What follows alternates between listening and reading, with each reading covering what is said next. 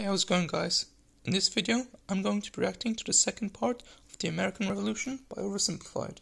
This video was made possible by Brilliant, math and science done right. Keep watching until the end of the video to learn how you can get 20% off the annual premium subscription. Washington's butt was sufficiently kicked. Winter was here. His troops' morale was low. Some just up and left. Washington needed to do something, anything to restore faith in the revolution. The British had spread throughout New Jersey and settled in for a winter of drinking cider and partying hard. Nobody expected an attack in the winter, so Washington started making plans for an attack in the winter. The British had hired a large force of Hessian mercenaries from the German states of Hesse-Kassel and Hesse-Hanau to fight the rebels. It was these mercenaries that were stationed across the Delaware River from Washington and his army. And there were more Hessian reinforcements incoming, but they made an unscheduled stop because their commander got thirsty. No, not that kind of thirsty. That kind of thirsty. It was Christmas Eve with a blizzard outside when Washington heard the Hessian defenses were down, and he decided to attack. He made a perilous crossing of the icy Delaware River with 2,400 men and marched 9 miles where the current to Trenton, president where he caught was the a Hessian senator. forces completely off guard. After a short but fierce battle, the Hessians surrendered in droves. It was a much-needed victory that sent a clear message, not only to the British, but to Americans across the colonies. The war was far from lost. General Cornwallis led the British forces south to counterattack the Americans, but in a series of battles, Washington's defensive positioning and flanking maneuvers defeated the British 3 times in 10 days, and the British decided to abandon southern New Jersey for the rest of the winter. Washington finally set up a winter camp in Morristown, but for the Americans, there was much less partying than the British. Elsewhere, the British had taken Newport, Rhode Island, because it was a good naval base. In the south, they failed to take Charleston, South Carolina, which left British loyalists unsupported and vulnerable to more harassment. I don't care. Vulnerable to more harassment and even mass expulsion. Congress sent Benjamin Franklin to France on a mission to convince them to join the war, and while the French generally loved any opportunity to hoodwink the Brits, they didn't want to join unless it was a sure win. So for now, Franklin spent his days chilling out and chasing tail. The British Parliament couldn't believe the war wasn't over yet, and the pressure was on to end it. So the British came up with a plan.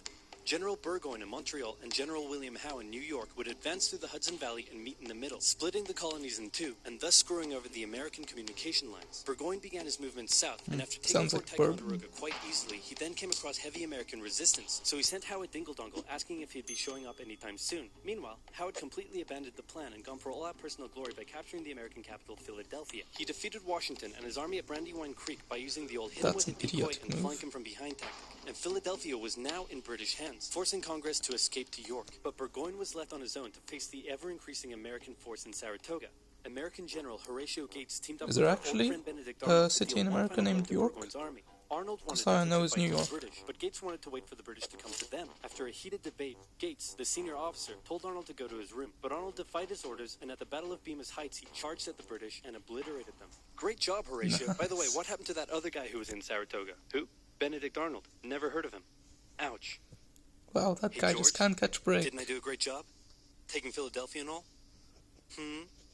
Didn't I? You're fired. Both Burgoyne and Howe returned to Great Britain, leaving British General Henry Clinton to take charge of the war. And the war was about to take a nasty turn, because with the victory at Saratoga, the French were finally ready to join the Americans. All right, Benny, we're in. Hey, isn't this kind of funny? You know, because you're a republic trying to overthrow an absolute monarchy, and I'm an absolute monarchy helping you? Like, could you imagine if your revolution inspired my people to revolt against me, and then they imprisoned me and all my family? Yeah, about that. Could you imagine? Because I could. That's called foreshadowing. For now in America, winter was here Coming 2027. It came a lot earlier than 2027. After losing Philadelphia, Washington's job was again on the line. But suddenly, a Prussian guy with a very fancy name, hired by Benjamin Franklin, showed up out of nowhere and said, "Hey, I'm here to give your men a European military training." And train them he did. They learned how to shoot accurately, how to march in formation, where to poop and where not to, and strict punishments were handed out to any who didn't comply. Washington's army came out of the winter in 1778 a new and improved force, ready to take Philadelphia back from the British. In the end, though, they didn't have to. With the French entry into the war, the British ordered General Clinton to evacuate Philadelphia and consolidate all of the British forces in New York. So Washington sent Benedict Arnold to reoccupy and secure the city as he pursued the British through New Jersey. Let's hope he'll land, get the glory this finding time. a good opportunity to attack at Monmouth God Courthouse. knows he The battle deserves took it. place on a sweltering hot summer's day, and as many soldiers died from heat stroke as they did from battle. In the end, after some incompetence/borderline treason from Washington's second in command, it was a draw. And in this war, a draw is kind of a victory for the Americans. Next up, let's talk about this guy. This is John Paul Jones. John Paul Jones is handsome, Scottish, and absolutely insane. When the war first broke out, everyone was like, how did the colonies expect to stand up to the might of the British Navy with their meager fleet of converted merchantmen? Yep, try telling that to John Paul Jones. This guy sailed to the British Isles, somehow captured a British ship off the coast of Ireland, and brought it back to France. Then he returned, attacking more ships, raiding towns, and evading capture the entire time. This guy's These a are legend. basically pirate tactics. But hey, if it works, it works. In one incident, he captured a British ship and returned to a Dutch port without an official ensign because his was lost during the battle. That's a big no-no and can have you arrested as a pirate. The Dutch helped him out by quickly creating a design based on Benjamin Franklin's description of what the American flag should look like, and they entered it into their records as an official U.S. flag. What they came up with looks pretty cool. The whole campaign probably played Pretty heavily on similar British to morale and brought the into current question their flag of ability the to win US. the war. And fun fact, he was so cool that one of the towns he raided in 1778 gave him an official honorary pardon in 1999. Keep ripping in heaven, John Paul Jones. You're an angel now.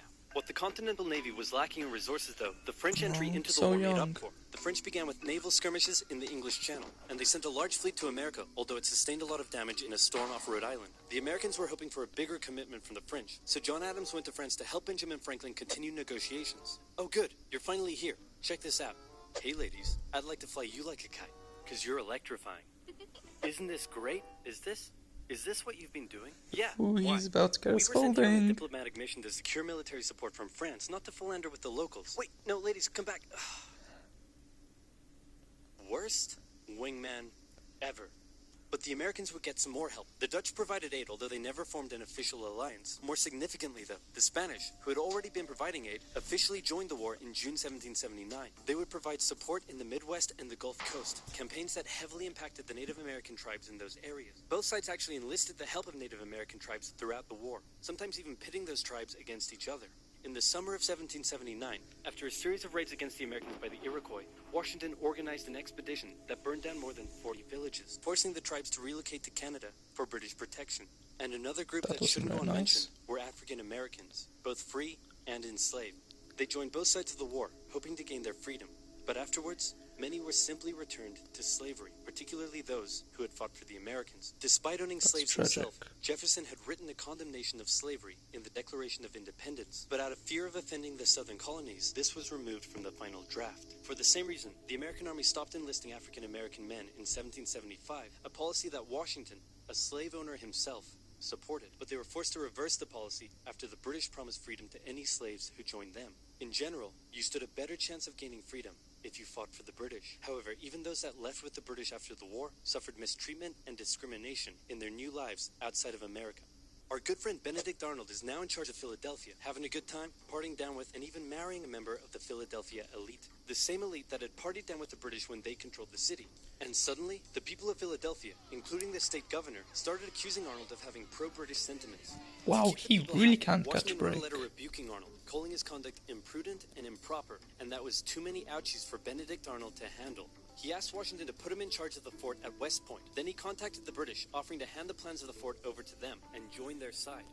Our good friend Benedict Arnold is our good friend no more. Luckily, the treasonous plans were discovered on a captured British officer, but Arnold managed to escape before he was arrested. As a British brigadier general, he would go on to lead raids against American cities, most notably his raid of Richmond, Virginia in 1781. His betrayal shook George Washington, who had once again set up camp at Morristown. His leadership somehow held the Continental Army together through the harshest winter of the war. We're entering 1780, and Parliament was hopping mad that the war still wasn't over. The British debt was soaring, and despite taking parts of Massachusetts in late 1779, the North was in a stalemate, so the British decided to make a major shift in strategy to the South, an economically rich area with a higher level of support for the British, or so the British thought. A year earlier, they had captured the underdefended city of Savannah, Georgia easily, and a joint American-French counter-siege failed. Now, they laid siege to Charleston, South Carolina. It fell within months, with thousands of American troops surrendering to the British, a costly All defeat. these are still The cities British now. quickly moved to take control, and they sent stereotypical Hollywood villain with a British accent, Bannister the Butcher Tarleton, into the backcountry, where he hunted down rebels and destroyed them with ruthless brutality. The British presence also inspired local loyalist militias in the backcountry to rise up against their persecutors. The British really seemed to be onto something with their new strategy, and the ball was very much in Washington's court. I'm gonna send my most loyal general, Nathaniel Greene, to the south to stop the British. Gonna have to overrule you there, George. We're sending hero of Saratoga and your biggest rival, Horatio Gates. Watch this, George. I'm gonna save the day again. Everybody will love me, and I'm gonna get your job. Here I go. And he got into one battle with Cornwallis, got annihilated, and ran away. He's not Alrighty, gonna get his let's job. go with your guy. Nathaniel Greene knew the British outnumbered his own forces and wouldn't be defeated with conventional tactics, so he had to think outside the box. He split his army into two, said, "Hey, big boy, look at me," and then they went running in two different directions. Cornwallis sent Tarleton after Morgan, and he caught up with him at Cowpens, where Morgan proceeded to kick Tarleton's butt. Then the two led Cornwallis on a wild chase And through that's North kind Carolina. of why His bigger and Washington better became equipped army president. much heavier and slower than Greene's quick and mobile troops. Greene led Cornwallis further and further from his supply line, then crossed the Dan River into Virginia, picked up some reinforcements, and turned back to face the now exhausted British. At the Battle of Guilford Courthouse, the two sides engaged in vicious close combat. Cornwallis, fearing loss, fired his big guns into the chaotic fighting, cutting down many of his own men. Greene retreated, giving Cornwallis the victory, but Cornwallis lost a quarter of his men in the fighting, so it felt much more like a British defeat. At this point, both sides desperately needed something to happen soon to end the fighting. The British were running out of money, while the Americans were again facing mutinies as the men went without pay or even basic living needs. Yes, Fortunately, that is the necessary. French were now showing up in greater numbers and were Completely ready necessary. to fight. After his encounter with Greene, Cornwallis decided the only way to win the South was to first prevent the Southern Continental Army from using Virginia as a supply base. So he abandoned the Carolinas, moving to Wilmington and on to Yorktown, a position the British believed would be easy to supply and support. On his march to Yorktown, he raided many farms, stealing horses and supplies from the locals, but also freeing thousands of slaves, many of whom joined him. The French saw Cornwallis's new position as an opportunity to land a decisive blow on the British. Washington wanted to attack Clinton in New York, but the French said it was a really dumb idea. And to be fair, it was. Instead, Washington sent out fake dispatches to make it look like they would attack Clinton, but secretly their combined force marched all the way down to Virginia. A large French fleet under the command of Comte de Grasse arrived and successfully cleared the British Navy out of the Chesapeake Bay. The combined land and naval forces then laid siege to Cornwallis's army in Yorktown. The American and French forces tightened in around the city, raining artillery down on Cornwallis, who desperately appealed to Clinton for aid, but Clinton was unusually chilled out about the whole thing. Cornwallis held out for nearly a month before he had no choice but to surrender. Over 7,000 British troops were captured, a crushing defeat. And with that, Parliament had reached the end of its rope. The war just wasn't worth it, and it needed to end now. The British still held New York, Charleston, and Savannah, but fighting between the two sides mostly ceased as peace negotiations opened up in Paris. The resulting treaty in 1783 saw Great Britain remove its troops from American soil, recognize U.S. independence, and cede territory up to the Mississippi River. In return, the Americans agreed to pay any debt still owed to Britain and gave fair treatment to any colonists who had remained loyal to the crown. The Spanish got Florida, while the French got an economic crisis that led to its own revolution a decade later. Washington retired to his home in Mount Vernon, wishing his men farewell by saying, "I most devoutly wish that your latter days may be as prosperous and happy as your former ones have been glorious and honorable." He hoped to live out the rest of his days in peace, but unfortunately for him, a number of people wanted him to be the first leader of the new country. And by a number of people, I mean literally everyone. The first election campaign in American history was basically a grassroots effort to convince Washington to accept the office. He was sworn in on April 30th, 1789, and he himself established many of the standards and limitations of what the American leader should be. First of all, there was debate on what he should be called. Is he a king? Is he our glorious leader? In the end, they went for a word that at the time was pretty modest. President, like the president of your local bowling club or office bake sale committee. He set up a cabinet of expert advisors, knowing that no president could know everything, no matter how much of a stable genius they claimed to be. He proposed major legislation to Congress and gave an annual State of the Union address to keep his own power in check. He stated that the U.S. should remain neutral in foreign conflicts, and in the end, he voluntarily gave up his power after just 2 terms. He could have made the presidency anything he wanted, but his careful and cautious actions helped set the precedent of an office that is powerful in its limitations, decisive through its diplomacy, and respected in its humility. And so the United States was born, and everything was perfect. It had no problems, not a single one. Certainly not that would, cause such an extreme divide that it would lead to a civil war. Anyway, moving on. Quick quiz. Name the most American thing you can think of. Baseball? Bald Eagles? Guns? Calling the winner of an America-only sports tournament world champions? Or maybe math and science? Wait, math and science?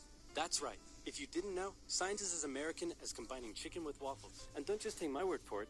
Ask Thomas Jefferson. Of course, to do that you would need a time machine, and that would take some math and a lot of science. If you want to deeply understand math and science, say you want to calculate the age of the universe, take a crack at special relativity, or just train your critical thinking with some fun logic puzzles, then you've got to check out Brilliant. Brilliant guides you through a whole host of fascinating topics by breaking them down and getting you to actively solve problems in an experience that is interactive, addictive, and so easy to understand. This intuitive approach makes it appropriate for students, professionals, and enthusiasts all over the world. To support Oversimplified and learn more about Brilliant, go to brilliant.org/oversimplified and sign up for free. And the first 200 people to use our link, which can also be found in the description below, will get 20% off the annual premium subscription. So check it out now. So anyway guys, that does it for this video. In the next video I'm going to be reacting to the Emu War, and then the next video after that I'm going to be starting with the Cold War. If you like this video, then like, comment and subscribe. Bye guys.